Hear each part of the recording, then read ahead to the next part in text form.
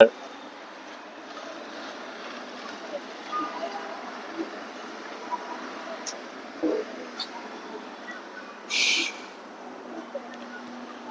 में आया हंगर क्या होता है? क्या होता है हंगर? भूखमरी। भूखमरी, ठीक है। हंगर एक स्टेट ऑफ बॉडी, मतलब कंडीशन समझ लो तुम। स्टेट मतलब वो होता है जैसे आप किसी चीज, अवस्था, एक बॉडी की ऐसी अवस्था है जहां पे आप लिख लो अपनी धीरे धीरे भाषा में, शरीर की ऐसी अवस्था, वह अवस्था जहां पे अपना लिख लो, अब जो भी लिखना, जहां पर आपको अब लिख लो, मतलब मोटा मोटा बता दे रहे कि वो बॉडी की ऐसी कंडीशन होती है जब आपको न्यूट्रिशन, बेसिक जो माइक्रो न्यूट्रिशन और जो मैक्रो न्यूट्रिशन होते हैं उनकी कमी हो जाती है, उसको आप हंगर बोलते हो। और इसी वजह से हंगर के होने की वजह से आपके पास 3 इश्यू बड़े निकलते हैं। एक तो निकलता है मान न्यूट्रिशन, भाई लोग बोलते हैं भाई वन न्यूट्रिशन एक स्टंटिंग है, स्टंटेड,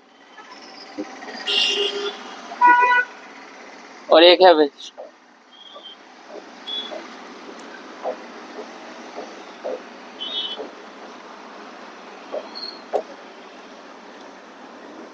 ये प्रॉब्लम्स देखते हो तुम कि नहीं?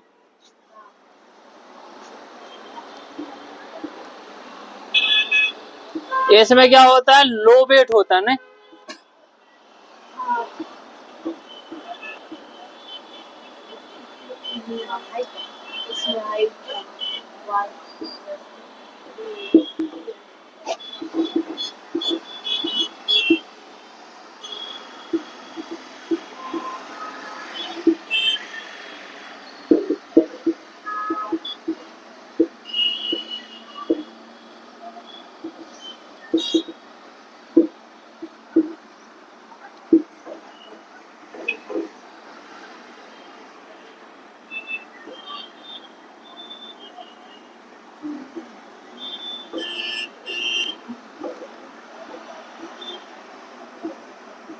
ठीक है, ये होता है, ठीक है। मैन न्यूट्रिशन, यही सब चीजें प्रॉब्लम झेलता है आदमी। ये सब आती कहाँ से प्रॉब्लम है? ये हीमोग्लोबिन की कमी हो जाती है। हीमोग्लोबिन का काम क्या होता है बॉडी में? ऑक्सीजन। ऑक्सीजन का क्या? ऑक्सीजन के साथ फुटबॉल खेलता है, क्या करता है? ठीक है,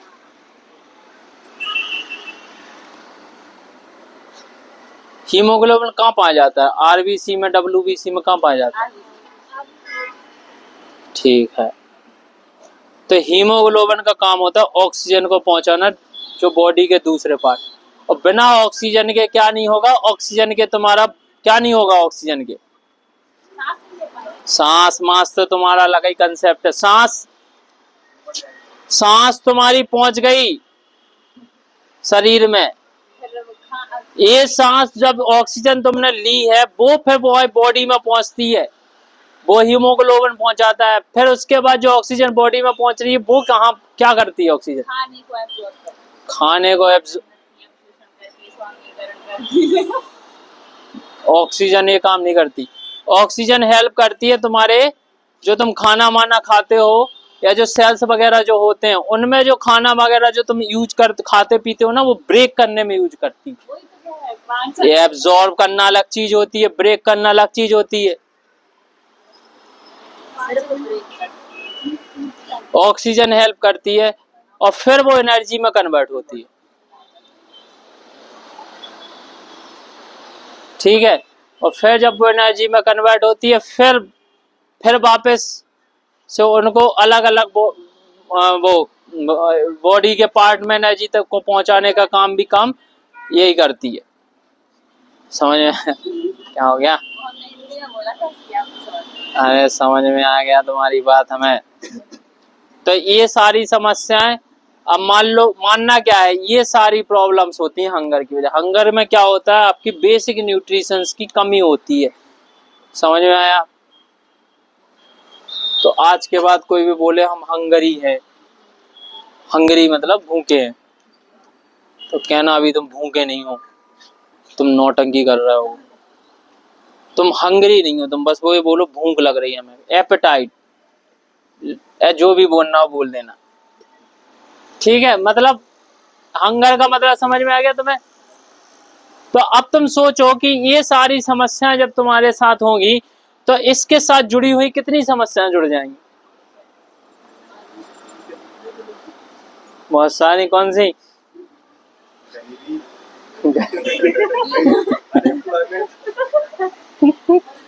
ठीक है, तो फिर जोड़ जाड़ लेगा। ठीक, यही होगी, यही होगी।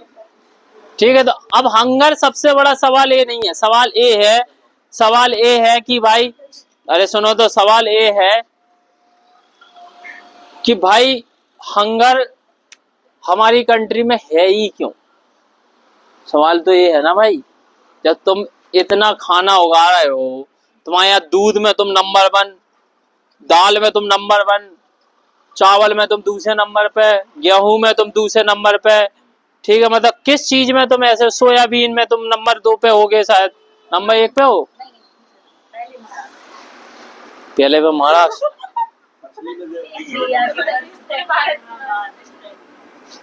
ठीक है, मतलब तुम बहुत सारी चीजों में नंबर 1 पे, नंबर 2 पे, नंबर 3, नंबर 1 2 से 3 तक जा रहे हो, ठीक है, और तुम एग्रीकल्चर में सरप्लस हो, ठीक है, तुम और एग्रीकल्चर में तुम सेल्फ रिलायंट हो कि तुम्हारी जितनी पॉपुलेशन है उसको तुम खाना खिला सकते हो, ठीक है, तुम्हारे पास सरप्लस में स्टॉक भरा हुआ है, तुम सस्ते दामों में 1 रुपए, 2 रुपए, 3 रुपए में तुम उन्हें खाना खिला रहे हो पीडीएस के थ्रू। ये सब होने के बावजूद भी तुम्हारे यहाँ हंगर क्यों है? तुम लोगों को नहीं लगता कभी कभी कि इतना सब कुछ होने के बावजूद भी हिंदुस्तान में हंगर क्यों है? बताओ, किसी के मन में विचार नहीं आता रात को सोते टाइम? इन विचारों के अलावा कि अब क्या होगा जिंदगी में, इसके अलावा ये ख्याल नहीं आता तुम्हारे जीवन में कि इतना सब कुछ होने के बावजूद भी हमारे देश में हंगर क्यों है? एक्सपोर्ट करते हैं, तो एक्सपोर्ट क्या करते हैं, तो तुम्हें खाना नहीं मिलता क्या? एक्सपोर्ट करने के बाद भी तो खाना मिलता है तुम्हें कि नहीं मिलता है? एक्सपोर्ट करते हैं, ये क्या मतलब हुआ एक्सपोर्ट करते हैं? गांव में दूध सबके पास होता है, लेकिन सब डेयरी पे ले जाते हैं, तो डेयरी से खरीद लो। सबके पास होता है तो खुद तो पीते ही होंगे? नहीं पीते, भूखे रहेंगे, बस चाय पीते, ठिंगे रहेंगे। हाँ, और जो आता हमारे पीढ़ी से आता तो कई बार तो गाड़ी गायब हो जाती है। हाँ, और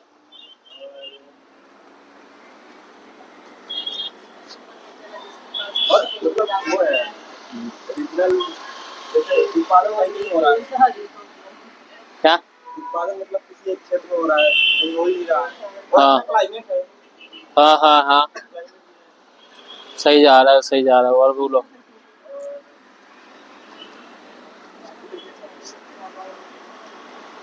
क्रॉपिंग पैटर्न अपना ऐसा है। कैसा कैसा है क्रॉपिंग पैटर्न? मोनोपोलिस्टिक। यस, सारे पॉइंट हैं, और बताओ।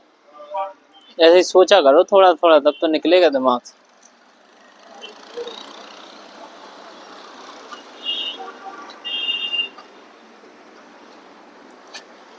चलो ठीक है, बहुत सारे पॉइंट बता दिए, ये बहुत सारे रीजंस हैं, ठीक है। हाँ, भेदभाव होता ही है भाई। शुरुआत में तो बताया कि वुमेन को चाय दूध नहीं मिल रहा है, मेल को दूध मिल रहा है, ठीक है। शुरुआत में नहीं बताया तुम लोगों को? भेदभाव तो बिल्कुल ही होता है।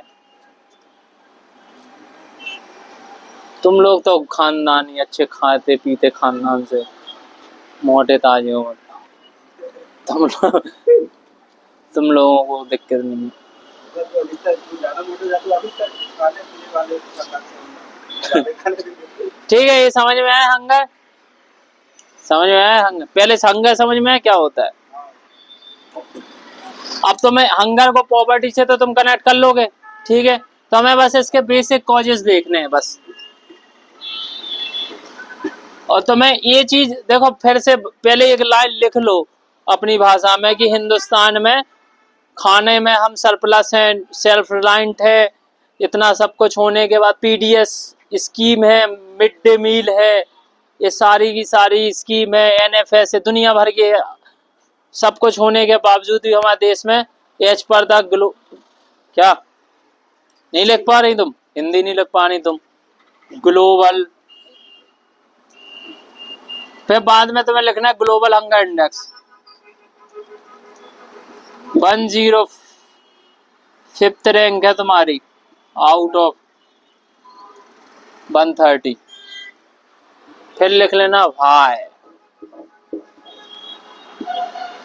ये है रीजन।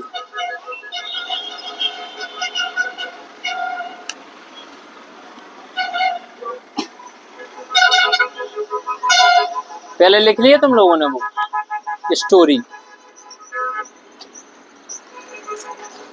ये चीजें लिख लो तुम लोग, लिख ली तुमने? पीडीएस है हमारे पास, एनएफएसए है हमारे पास, नेशनल फूड सिक्योरिटी एक्ट है हमारे पास, क्योंकि बहुत सारी चीजों से गवर्नमेंट पूछ सकती है, क्वेश्चन पूछ सकती है कि तुम्हारे पास गवर्नमेंट की इतनी सारी स्कीम्स हैं, तो तुम्हें पता तो कौन कौन सी स्कीम है? पीडीएस है, एनएफएस है, नेशनल फूड सिक्योरिटी एक्ट है, तुम्हारी मिड डे मील है, पोषण अभियान है कि नहीं है? ये सब मिड डे मील का नाम पीएम पोषण कर दिया।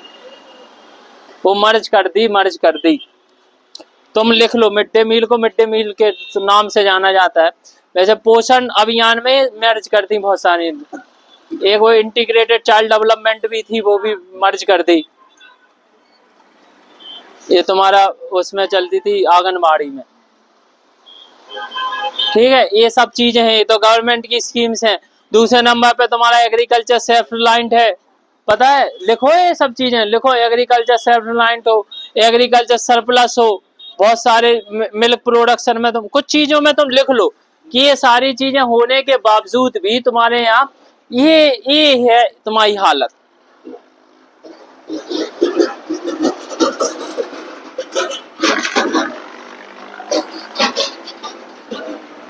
समझ में आया? और जब ये है तुम्हारी हालत, तो हमें यही जानना है कि ये हालत क्यों है भाई।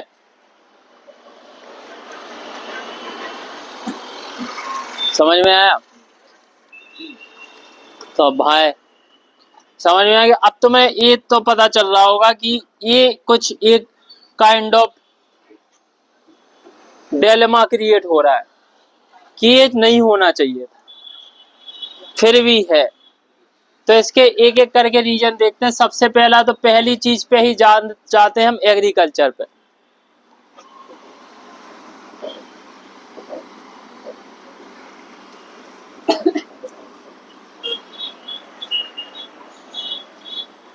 एग्रीकल्चर में क्या है भाई? एग्रीकल्चर में सबसे बड़ी प्रॉब्लम है हिंदुस्तान में एमएसपी। एमएसपी का फुल फॉर्म क्या है? Minimum support price. ये सबसे बड़ा इशू है। अब वो क्यों बहुत बड़ा इशू है? क्योंकि गवर्नमेंट एमएसपी के थ्रू 2-3 क्रॉप को उगाती है, उन्हीं को खरीदती है, जैसे राइस, व्हीट।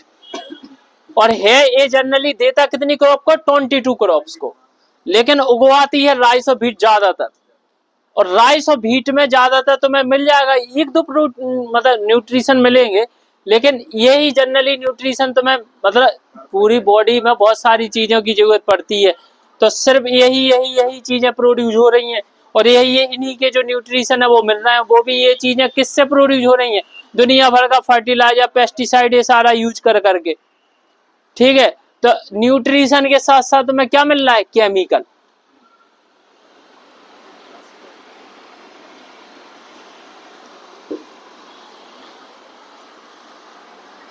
अब ये जो जो जिनके पास पैसे में से रहते हैं वो तो अच्छा खाना खाते हैं, अच्छा क्वालिटी का मीट आता है उनके लिए, ठीक है। लेकिन जिनके पास पैसे नहीं है, 1 रुपए 2 रुपए 3 रुपए वाले, उनको तो यही राइस माइस खाना पड़ता है, केमिकल युक्त, ठीक है। तो ये सबसे बड़ा रीजन है कि ये वाली जो क्रॉप्स हैं वही उगवा रहे हैं। तो बची कौन सी जो क्रॉप्स हैं, जो न्यूट्रिशियस क्रॉप्स हैं, न्यूट्रिशियस क्रॉप्स हैं, जो न्यूट्रिशियस क्रॉप्स कौन कौन सी, मिलेट्स। मिलेट्स को हिंदी में क्या बोलते हैं? श्रीअन्न तो बोलते हैं, क्या बोलते हैं? वही जवार रागी मागी ये सब इसी में आते। दूसरे नंबर पे मिलेट्स के अलावा तुम्हारी पल्सेस,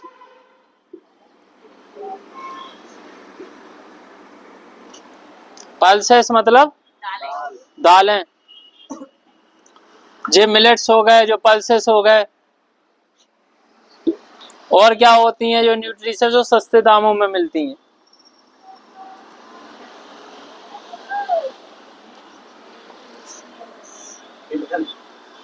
हाँ ठीक है, तिलहन डालना है, ऑयल सीड्स ले लो,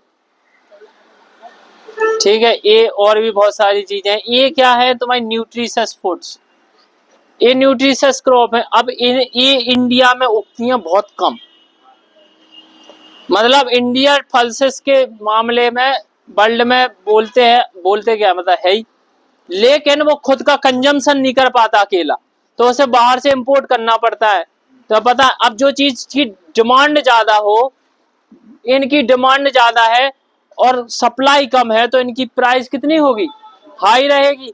हाई रहेगी तो जो गरीब लोग होंगे, जो एक्चुअली में पुअर हैं या गरीब हैं, वो तो ये खरीद नहीं पाएंगे, और जब खरीद नहीं पाएंगे तो उनको जो न्यूट्रिशन मिलने चाहिए इन क्रॉप्स से, वो उन्हें मिल नहीं पाते। दूसरी प्रॉब्लम क्या है? एमएसपी की वजह से। सुनना है ऐसी चीजें, ये समझ में आ गया? और तुम्हें एक चीज और पता होगी, ये वाली जो क्रॉप्स है वो रेन फेड रीजन में उगती हैं। रेन फेड रीजन पता है क्या होता है? क्या होता है? मानसूनी, जहां पे मानसून होता है वहां पे उगती हैं 4 महीने। तो हमारे हिंदुस्तान में 50% रीजन तो रेन फेड ही है। तुम लोग कनेक्ट कर पा रहे हो? यही तो एग्रीकल्चर क्या है? अभी आधे से ज्यादा एग्रीकल्चर पढ़ा दिया होगा हमने, ध्यान में दिया ही नहीं है। एग्रीकल्चर ये क्या है? ये rain fade, oil seed, pulses, millet, rice और व्हीट, क्या है? तो ये साइड में कनेक्ट करना आना चाहिए। जब मामले की जरूरत है तभी तो मामला निकालना है। ये तो है ना कि मामला पड़े रहा है, शरीर मतलब बिल्कुल पड़ा ही हुआ है वो, और यूजलेस है वो। जब मामले की जरूरत पड़ेगी तभी तो तुम निकालोगे। जब बंदूक की जरूरत पड़ेगी तो बंदूक निकालोगे, जब कलम की जरूरत पड़ेगी तो कलम निकालोगे। समझ में आया कि नहीं आया? पता चला कलम की जरूरत है, निकाले घूम रहा है बंदूक। आदमी क्या बेवकूफ आदमी है। और जब बंदूक की जरूरत है वहां तुम कमल की कलम दिखाते घूम रहे हो। आदमी फिर कहेगा निकल लो, अब तुम मर ही जाओ। ठीक है, तो 50% रीजन हमारा रेनफेड रीजन है, और रेनफेड रीजन में हमेशा प्रोडक्टिविटी क्या रहेगी? कम क्यों रहेगी? वहां पे पानी नहीं है, 4 महीने बारिश हो रही है, जो 4 महीने में उग गया तो उग गया।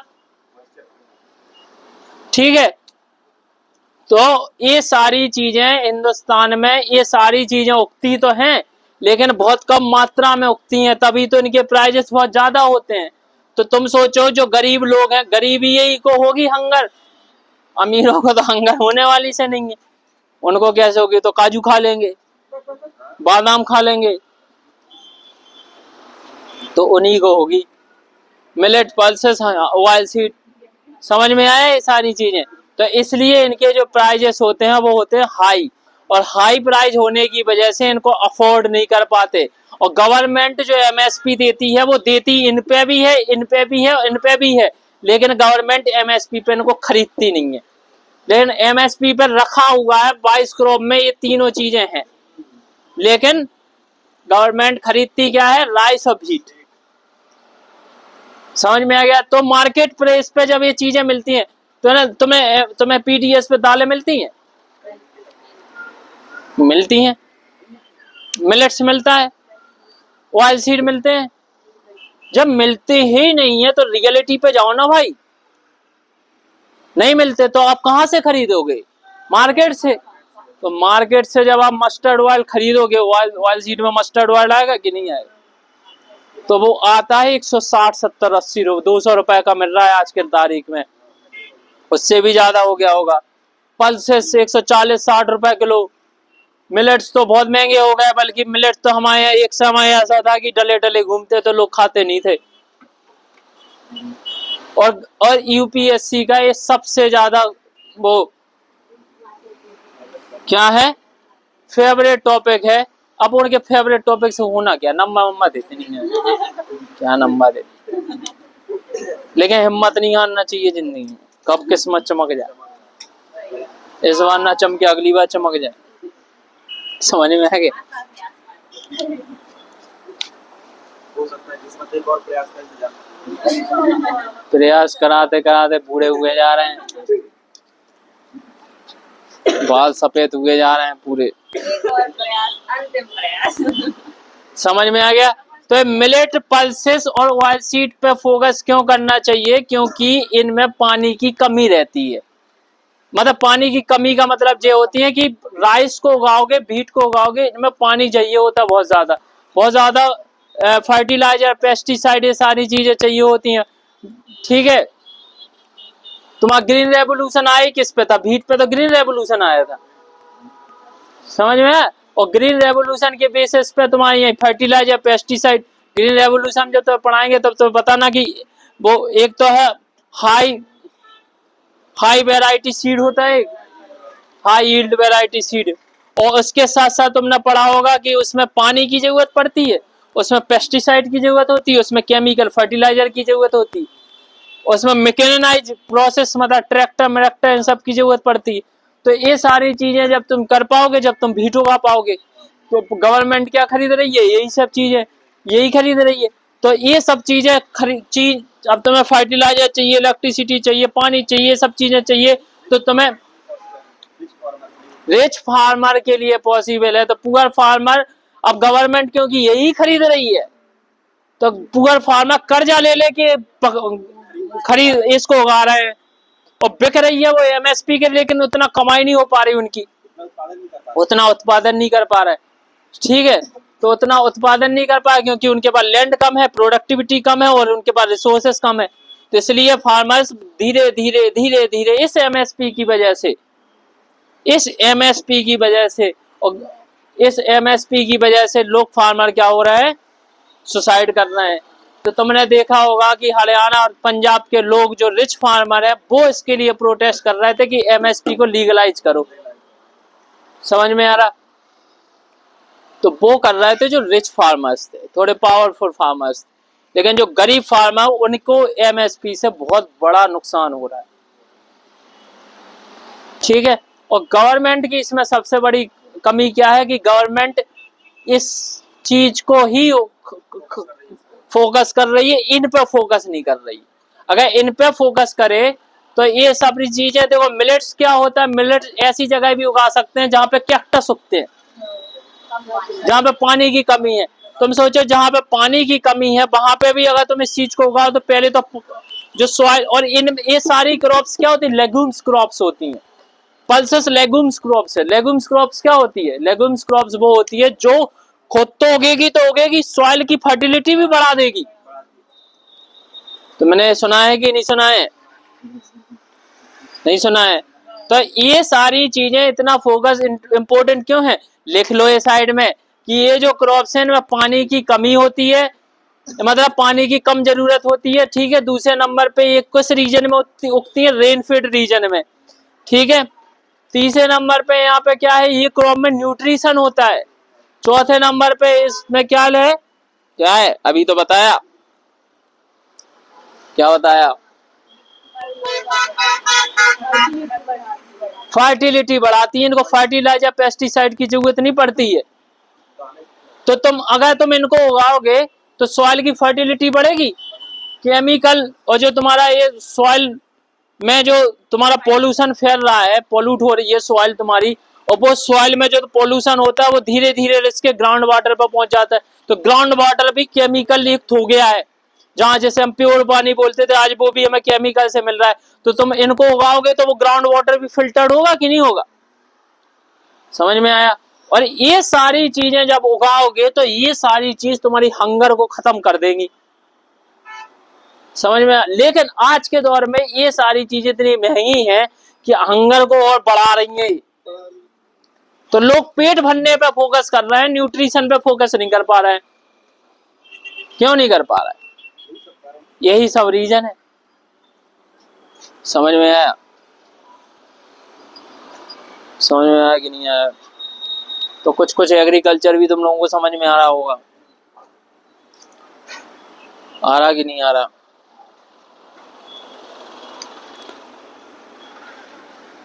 बस यूपीएससी वालों को भी समझ में आ जाए तो ज्यादा सही।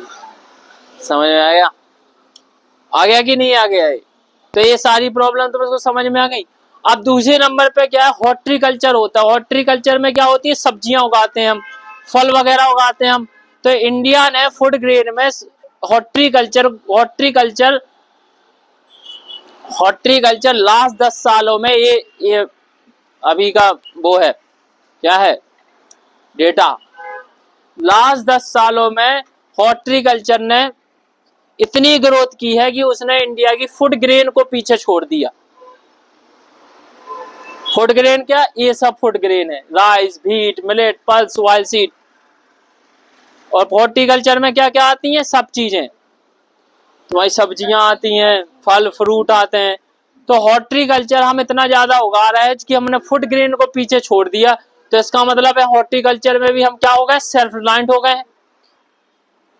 समझ में आ रहा? तब भी हमारे देश में सब्जियां बहुत महंगी हैं।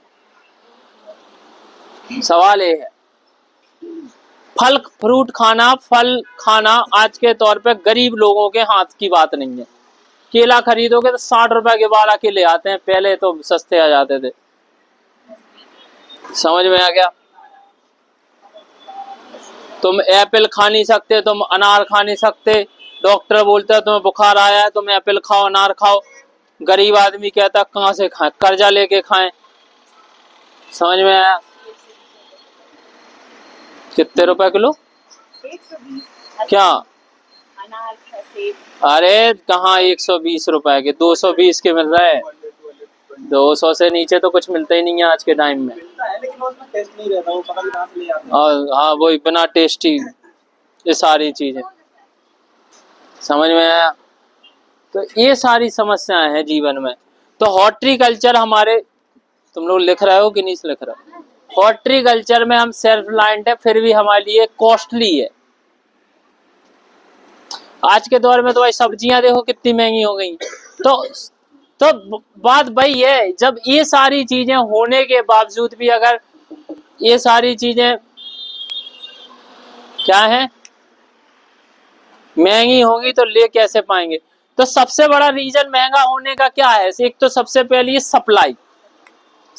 आपके पास सेल्फ रिलायंट हो चीजों में, इनका तो समझ में आता है कि आप कम उगा पा रहे हो, ठीक है।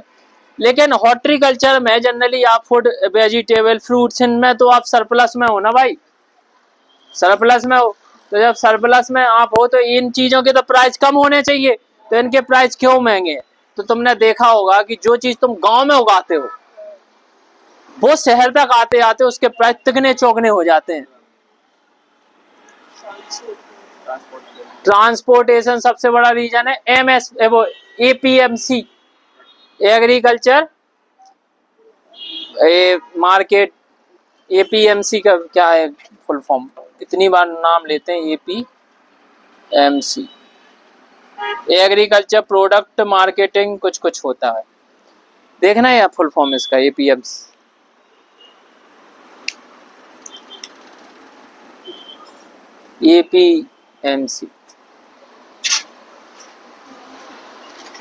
इन्हें मंडी बोलते हैं।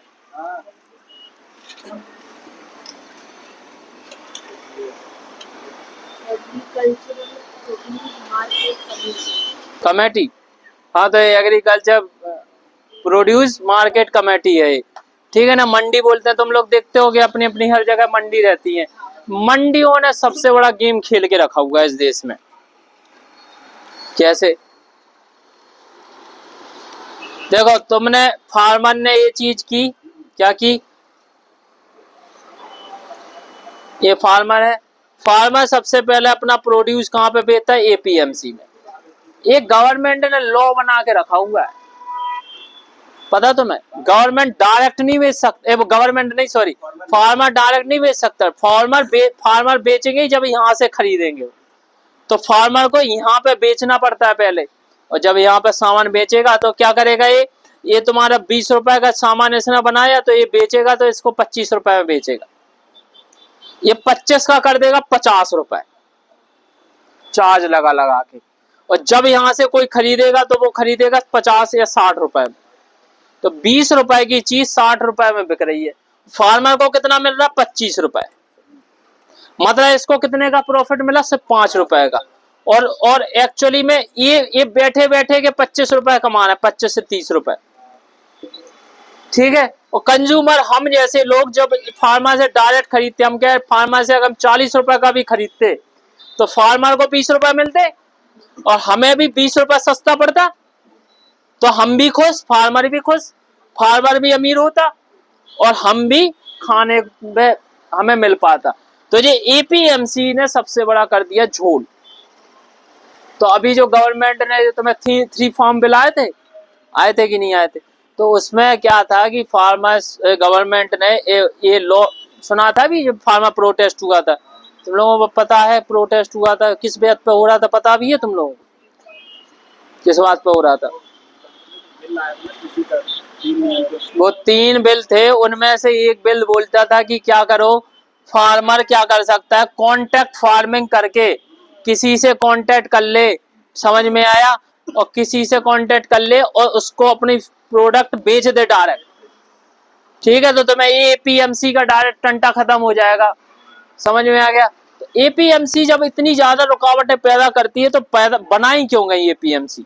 मंडी क्यों बनाएंगे? मंडी अब बिजनेसमैन बन गई है एक नंबर की। मंडियों को बनाने का पर्पज क्या था? पहले क्या होता था, फार्मर्स पे जाती होती थी। फार्मर ने कोई चीज प्रोड्यूस की, फार्मर को क्या होते थे, जो बड़े बड़े वहां के पावरफुल लोग होते थे, तेली या और क्या बोलते हैं उन्हें, साहूकार, ठीक है, साहूकार जो वगैरह होते थे, ठीक है, तुम लोगों ने बचपन में देखा होगा। तो वो लोग क्या करते थे कि फार्मर, साहूकार और भी लोग होते थे, तो फार्मर से वही प्रोडक्ट डरा धमका के सस्ते दामों में खरीद लेते थे। तो अब गवर्नमेंट ने रूल बना दिया कि एक काम करो कि तुम साहूकार हो चाहे दुनिया के कोई भी कार हो, तुम्हें एपीएमसी से खरीदना पड़ेगा। तो फार्मर किसको बेचेगा? एपीएमसी को, मंडी को बेचेगा, और मंडी से तुम खरीदोगे, समझ में आया? तो तुम देखते होगे ये सारी सब्जियां यहाँ पे मिलती हैं, ये सब मंडी से आती हैं। सोचो जब मंडी में इतनी सस्ती हैं तो रियल फार्मर जब बेचता होगा तो कितनी सस्ती होगी।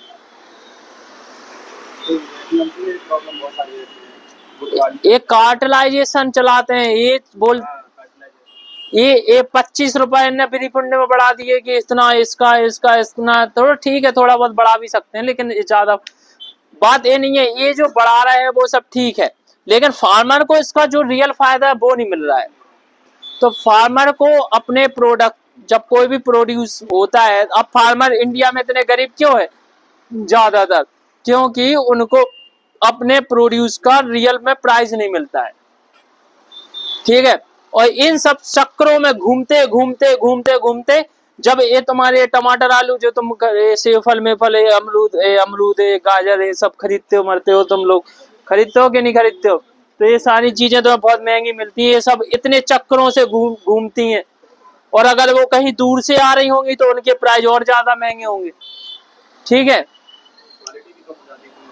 क्वालिटी भी कम हो जाती है। तो तुम समझ लो, तो ये चीज इतनी कॉस्टली हो जाती है हम लोगों के लिए कि वो जो तुम्हारी सब्जियां हैं, तुम्हारा हॉर्टिकल्चर जो प्रोडक्ट है, उन्हें खरीद नहीं पाते हम, और नहीं में सही न्यूट्रिशन होते हैं। तो फिर से हम क्या खरीदेंगे? वही पीडीएस वाले सामान, राइस खरीदो, व्हीट खरीदो, तो खाते रहो राइस व्हीट, समझ में आया? चावल और गेहूं खाते रहो और प्रभु के गुण गाते रहो। दाल चावल खाओ। दाल नहीं खाओ, सिर्फ चावल और आटा चावल खाओ। समझ में आ गया ये सब सिस्टम? तुम्हें आधा एग्रीकल्चर थोड़ा बहुत तो समझ में आने लगा होगा। और जैसे फार्मर प्रोटेस्ट हो रहा था, फार्मर प्रोटेस्ट क्यों हो रहा था? वो कह रहे थे कि जी एमएसपी है, इसे लीगलाइज करो, क्योंकि रिच फार्मर्स हैं, उन्हें फायदे हैं, उनसे गरीब फार्मर्स को इससे कोई फायदा नहीं। इससे तो उन्हें को डेथ है, मृत्यु है, मृत्यु। समझ में आ गया पहली चीज? दूसरी चीज क्या है? दूसरी चीज क्या है? दूसरी चीज क्या है? हाँ, दूसरी चीज वो बोलते थे कि इस चीज को, वो दूसरा लॉ तो ये बोलता था कि कॉन्ट्रैक्ट फार्मिंग कर सकते हैं आप।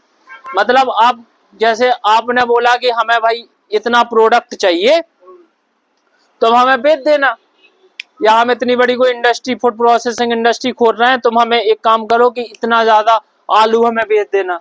तो हमने कॉन्टैक्ट कर लिया कि हाँ भाई, फार्मर ने भी अपने स्वेच्छा से बोल दिया कि भाई हम 100 रुपए किलो आलू बेचेंगे, तो उसने भी हाँ कह दिया कि चलो खरीद लेना। लेकिन उसमें प्रॉब्लम ये थी कि लोगों को ये डर था कि एक जगह, एक साइड था एक इंडस्ट्रियलिस्ट और एक साइड था गरीब फार्मर, तो क्या उन लोगों में ऐसा नहीं होगा कि फार्मर का एक्सप्लॉइटेशन ना कर दो?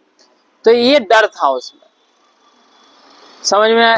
लेकिन कोई चीज अच्छी चीज है, उसमें डर है, तो डर को खत्म करना चाहिए ना भाई, अच्छी चीज को तो ही ना खत्म करना चाहिए। समझे? तुम लिबर्टी भी तो दे रहे हो ना फार्मर को कहीं भी बेचने के लिए।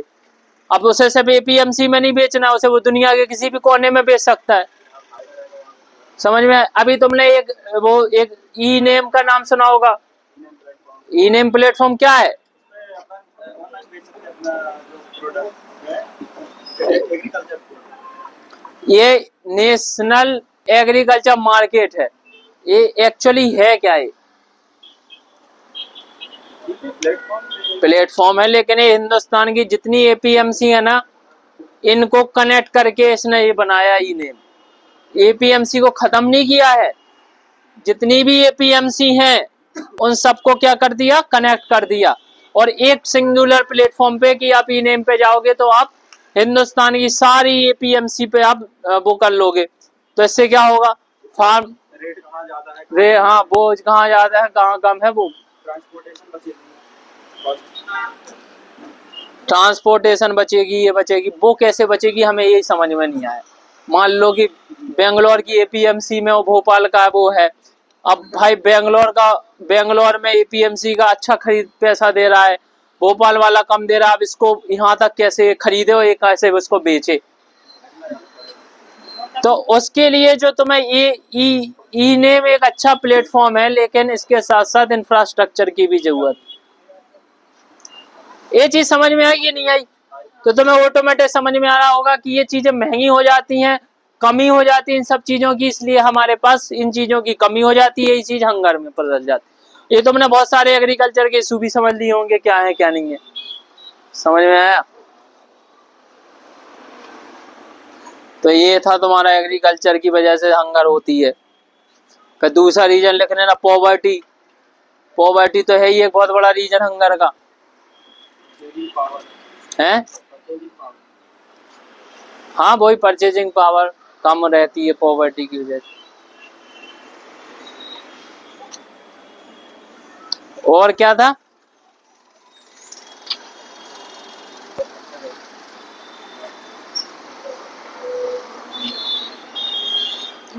और क्या रीजन है? करप्शन, वो तीसरा जो इशू बताया था, लीकेजेस वाला, वो तो लिख ही लो। ये कुछ इशू तो ऐसे हैं कि वो चलते रहेंगे तुम्हारे जीवन भर, जब तक यूपीएससी चलेगी जब तक वो भी चलते रहेंगे। वो सारे जो लीकेजेस हो रहे हैं गवर्नमेंट स्कीमों में, ठीक है, अगर हम कह रहे हैं पीडीएस का भोजन इस टाइम पे और सही सलामत मिल जाए तो वो भी ठीक ठाक हालत में, आदमी इतनी बुरी हालत में न, लेकिन उसमें भी कचड़ा बेचेंगे। और बेचेंगे तो टाइम पे नहीं बेचेंगे, ये मतलब टाइम पे नहीं देंगे। तो जो सबसे ज्यादा रद्दी टाइप की चीज है, तुम्हें लगता है कि जब पैसे दे के आदमी को सही मामला नहीं मिल रहा तो बिना पैसे दे के तो क्या ही मिलता होगा। कई जगह पे ऐसा मिड डे मील में वो नमक से रोटियां खिला रहे हैं। हाँ, बोर्ड में लिख दिया सोमवार को ये बनेगा, मंगलवार से नहीं बन बनता। कुछ नहीं रहा है। तुमने देखा नमक से रोटियां खिलाते हुए? नहीं देखा भाई, क्या देखते हो तुम लोग। पानी 1 लीटर जो दूध है उसमें 1 बाल्टी पानी मिला के पानी दूध पिलाया जा रहा है। अब ऐसा बात नहीं है गवर्नमेंट पैसा नहीं दे रही भाई, ऐसा हो ही नहीं सकता कि अगर बच्चे क्लास में 100 बच्चे हों उस गांव में और 100 बच्चों के लिए प्रॉपर गवर्नमेंट ने बजट अलोकेट ना किया हो। वो खा गए नीचे वाले, प्रॉपर प्रिंसिपल खा रहा है, टीचर खा रहे हैं, और जो उसको सब चीजें देख रहा है वो खा रहे हैं, सब खा रहे हैं। और मेरा दोस्त उस पे नवोदय में जूनियर सेक्रेटरी है, मतलब उसका मैनेजमेंट देखता है, तो बोलता है इसका पैसा जो आता है लॉट होता है यहाँ से सांसद विधायक तक का जाता है। सबको जाता होगा, समझ में आया। और इस सिस्टम को कौन सुधारेगा? कोई नहीं सुधार पाएगा। इस सिस्टम को सुधारेंगे गांव वाले, अगर वो गांव वाले इकट्ठे हो जाए। गांव वाले इकट्ठे क्यों नहीं होंगे? क्योंकि वो खुद बटे हुए हैं जातियों में। उन्हें का दलित को ना खिल जाए, उन्हें ट्राइबल को ना मिल जाए, इनको दे दो बेकार खाना। सो ये अब ये नहीं सोच रहे हैं कि जो तुम्हारे साथ हो रहा है वो सबके साथ भी ऐसा ही हो रहा है, बल्कि सब एक होकर लठ मारना शुरू कर दो स्कूल वालों में। खुद तुम जागरूक नहीं हो, तुम यही तो दिक्कत है। सरकार खाती कैसे? जब तुम जागरूक नहीं हो। तुम जागरूक हो जाओगे, तुम एक हो पहले तो, जागरूक तो दूर की बात है, पहले एक होना सीखो। एक होने में तो प्राण सूख रहे हैं, वो तो बन नहीं रहा है एक होना। और पुरानी परंपरा चली आ रही है।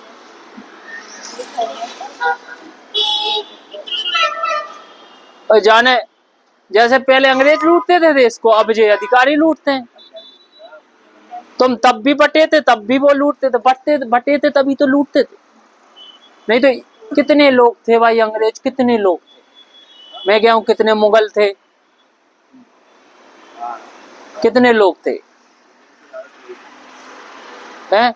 सबको उठा के एक लोग सबको फेंक देते। कहने की बात है कि तुम लोग बटे हुए थे तभी तो वो लूट रहे थे तुम्हें। उन्होंने कहा तुम सही जमींदार लग गए। मैं तुम्हारे पास कितने आदमी है? मैं 20 आदमी। तुम 20 आदमी 20 गांव को लूटोगे, और तुम जितना लूटोगे उसका 11/10 था कितना,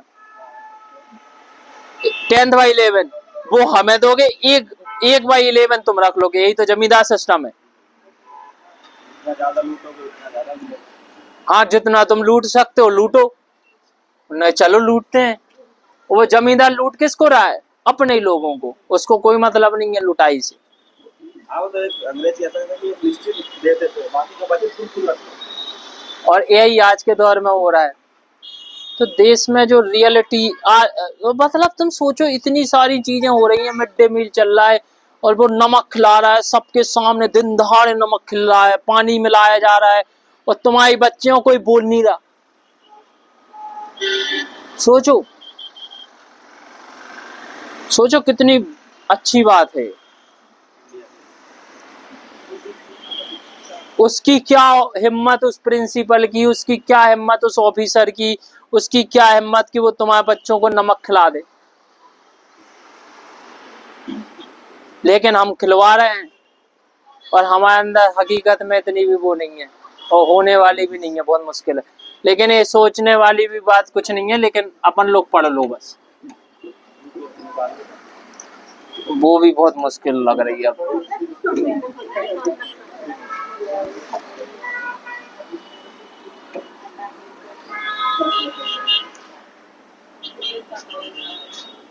देखो निकले ना निकले, लेकिन इतनी जागरूकता तो हो जाएगी तुम लोगों को कि जिंदगी में बेवकूफ तो नहीं बनोगे। समझ में आया? जीवन में बहुत सारे रास्ते में रहेंगे, और मिले तो ठीक है, नहीं मिले तब भी ठीक, जी तो लेता ही है इंसान। तो ये हंगर के कितने पॉइंट हो गए? ये वो गवर्नमेंट वाला लिख लिया तुम लोगों ने, ठीक है? वो रिपीट करना, और लीकेजेस वाला, ठीक है? लीकेज लिख देना, करप्शन लिख देना, ये सारी चीजें। तो तुम्हारे एक एग्रीकल्चर वाला बहुत बड़ा इशू है तुम्हारे। दूसरे बहुत सारे पॉइंट लिख लिए थे एग्रीकल्चर के कि नहीं? एक, और तीसरा पॉवर्टी इटसेल्फ एक बहुत बड़ा रीजन है, ठीक है? फिर वही सारी चीजें लिख लो, रीजनल इम्बैलेंस है, यहाँ डेवलपमेंट हो रही, यहाँ चीजें प्रोड्यूस हो रही हैं, यहाँ हो नहीं रही हैं, ये सारी चीजें हैं, वो है, लिख डालो सब चीजें। एक कर वो लिख लो, एक क्लाइमेट चेंज, क्रॉप खराब हो रही है तुम्हारी, बाढ़ आ रही है, सूखा पड़ रहा है, ये सब चीजें क्यों छोड़ रहे हो, सब लिख डालो। और जो नहीं समझ में आ रहा है सो हम बताओ, डिटेल में बताएं, फिर एक एक चीजें नहीं समझ में आ रहा। क्लाइमेट चेंज, भाई क्लाइमेट चेंज समझ में आ गया, ठीक है। ये जरूर लिख लेना कि हंगर तुम्हारे, हाँ वो एग्रीकल्चर वाले पोर्शन में ये जरूर लिख लेना कि तुम्हारे पास क्या सबसे बड़ी कमी किस चीज की है, इरिगेशन फैसिलिटी की, और इरिगेशन की कमी है, प्रोडक्टिविटी की कमी है, और एक सबसे बड़ी जो क्रॉपिंग पैटर्न पे तुम बात कर रहे थे, क्रॉपिंग पैटर्न में क्या मोनोक्रॉपिंग है, समझते हो मोनोक्रॉपिंग, लिखो मोनोक्रॉपिंग।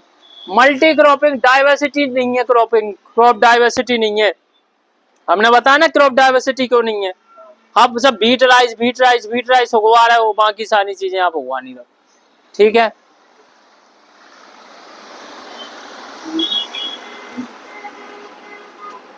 एग्रीकल्चर में सबसे बड़ा इशू है, ठीक है। दूसरे नंबर पे एक पॉइंट और लिख लो, सप्लाई चेन डिसरप्शन।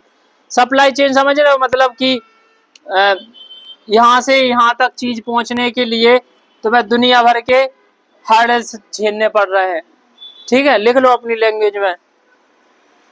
रोड नहीं है अच्छी, तुम्हारे पास कोल्ड स्टोरेज नहीं है अच्छे, इससे क्या होती है, चीजें खराब हो जाती हैं, चीजें खराब हो जाएंगी तो क्या होगा, महंगाई बिकेंगी कि नहीं बिकेंगी, जितनी बचेंगी।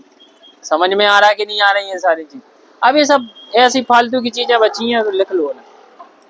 सप्लाई चेन डिसरप्शन एक बहुत बड़ी प्रॉब्लम है। और किसी को कोई पॉइंट याद आ रहा है क्या?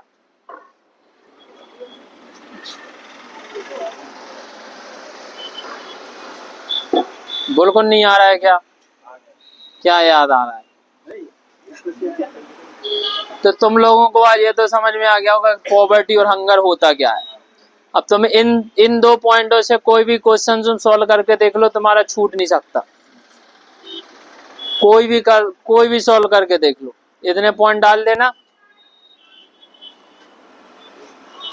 समझ में आया। और जब तुम बुक पढ़ो ना तो उसमें नीति आयोग तो रिकमेंडेशन में डाल देना, नीति आयोग का मल्टी डायमेंशनल जो इंडेक्स है, उन सब चीजों को भी हमें इम्प्लीमेंट करने की कोशिश करना है, बस ये हो गया।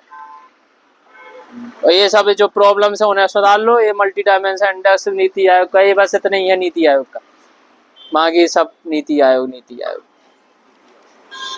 समझ में आ गया? समझ में आ गया। पॉवर्टी और कुछ बच रहा है पॉवर्टी हंगर में से, मतलब मेन असली चीजें तुम्हारी कंप्लीट हो गई होंगी। क्या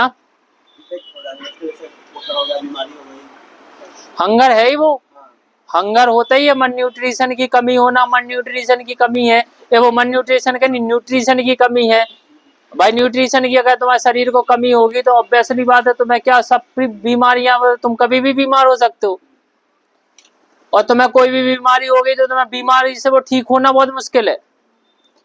जैसे विटामिन के होता है, विटामिन के क्या करता है, अगर तुम्हें प्लेटलेट होते हैं तो क्या काम करते हैं ये, जब तुम्हें कोई घाव लग जाता है तो उन्हें जल्दी उन्हें ठीक करने में लग जाता है। लेकिन विटामिन के की कमी हो जाए, प्लेटलेट्स की कमी हो जाए तो क्या हो जाएगा इस कंडीशन में कि तुम्हें कोई घाव हो जाएगा या तुम्हें कोई बीमारी हो गई तो उन्हें ठीक करना बहुत मुश्किल है। समझ में आ गया? WBC काउंट तुम्हारा कम हो जाए, मतलब क्या, व्हाइट ब्लड सेल में क्या होता है, तुम्हारी एंटीबॉडीज होती हैं जिन्हें T सेल B सेल बोलते हैं। समझ में आया? A सेल क्या वो करते हैं तुम्हारे, A सेल तुम्हारे जब तुम्हें कोई वायरस इफेक्ट किया है या तुम्हें बैक्टीरिया ने कोई इफेक्ट किया तो ये सब चीजें तुम्हें ठीक करती हैं, वो तुम्हारी रक्षा करती है। ये चीजें तुम्हारी बेकार हो जाए तो तुम्हें बीमारियों से तुम जल्दी बीमार हो जाओ, और बीमारी नहीं होगे तुम लंबे समय तक बीमार हो जाओगे। तो ये सब हंगर की वजह से होती है। हंगर अकेला ये नहीं है कि पेट में खाना है या नहीं है। समझ में आ गया? तो अब तुम्हें समझ में आ गया होगा, हंगर सिर्फ ये नहीं होता कि हम हंगरी, हंगर एक्चुअली में क्या होता है, तुम्हारी पूरी बॉडी के क्या हो जाते हैं, खराब हो जाती तुम्हारी बॉडी, ठीक है। न्यूट्रिशन और बोलने वाले थे। न्यूट्रिशन की कमी हो जाती है बॉडी समझ में आ गया। तो ये हाल है तुम्हारा हंगर। और पॉवर्टी तो समझ में ही आ गया होगा, तो ये तुम्हारी पॉवर्टी हंगर सब खत्म हो गया। अब क्या बचा, अब अनएम्प्लॉयमेंट बचा है।